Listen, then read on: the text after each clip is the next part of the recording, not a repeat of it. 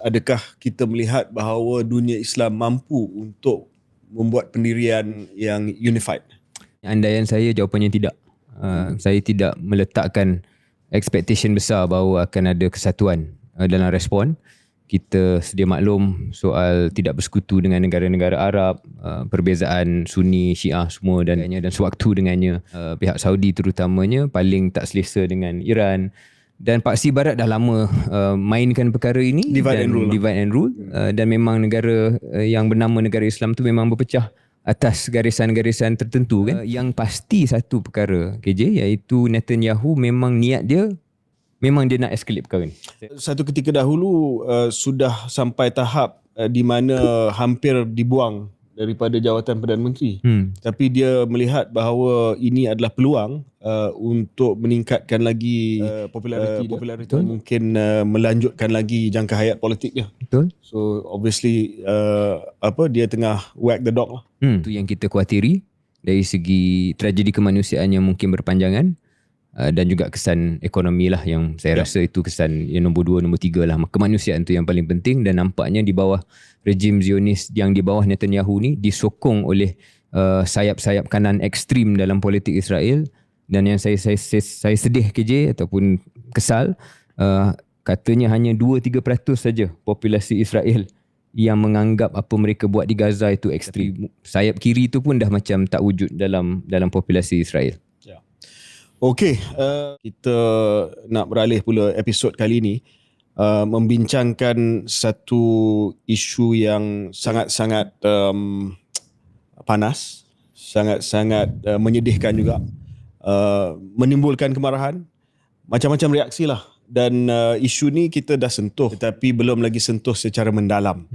Kerana kita rasa lebih baik kita panggil tetamu yang boleh membantu membincangkan bukan hanya isu ini tetapi tema-tema yang lebih asas berkenaan dengan isu yang kita nak bincang pada hari ini.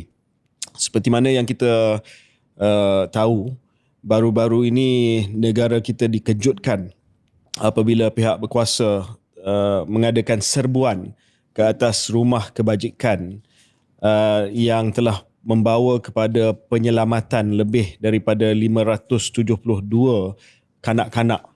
Serbuan terhadap rumah-rumah kebajikan yang dikendalikan, dan selepas serbuan itu dibuat, ada penahanan telah pun berlaku terhadap 171 individu. Ada beberapa individu yang telah dihadap ke mahkamah.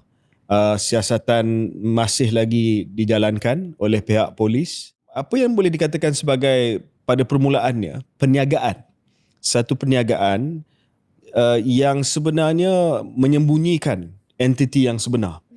Ini sebenarnya adalah satu kultus, cult, religious cult yang bertopengkan perniagaan, ya, ataupun perusahaan yang katanya mengendalikan lebih daripada 400 perniagaan di seluruh dunia dengan aset melebihi 300 juta ringgit. Dan mereka ini terlibat dalam ada konglomerat yang sah, dikatakan mempunyai perniagaan-perniagaan yang sah walaupun ada yang kata tak bayar cukai.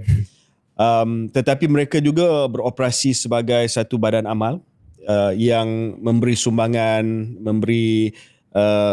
menubuhkan rumah-rumah penjagaan dan sebagainya.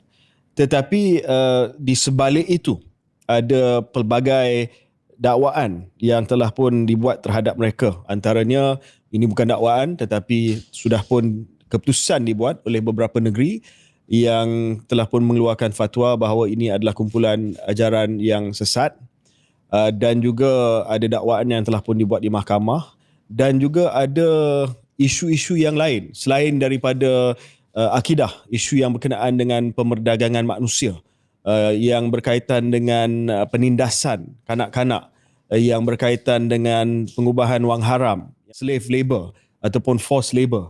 So dia sebenarnya banyak perkara yang terlibat dalam isu ni. Syahril, bila Syahril dengar tentang benda ni, sebelum kita pergi jauh lebih mendalam, apakah respon pertama Syahril bila Syahril dengar bahawa ada sebuah entiti yang sebenarnya kultus yang bertopengkan perniagaan? Marahlah apabila mendengar eksploitasi tuduhan dakwaan eksploitasi yang dikenakan terhadap entiti GISB ni belum lagi terbukti tetapi sudah banyak dibincangkan.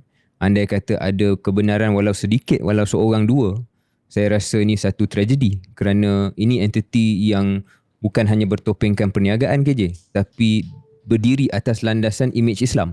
Jadi dia bukan hanya eksploitasi individu dan manusia kanak-kanak yang tak boleh pertahankan diri, tapi kalau benar dia eksploitasi nama Islam tu sendiri. Jadi kita marah atas dua level yang berbeza. Ya. Dan untuk kita bincang tema-tema yang lebih umum berkenaan dengan soal kultus, fanatism ataupun fanatik dalam agama dan juga ketaksuban dalam semua bentuk lah.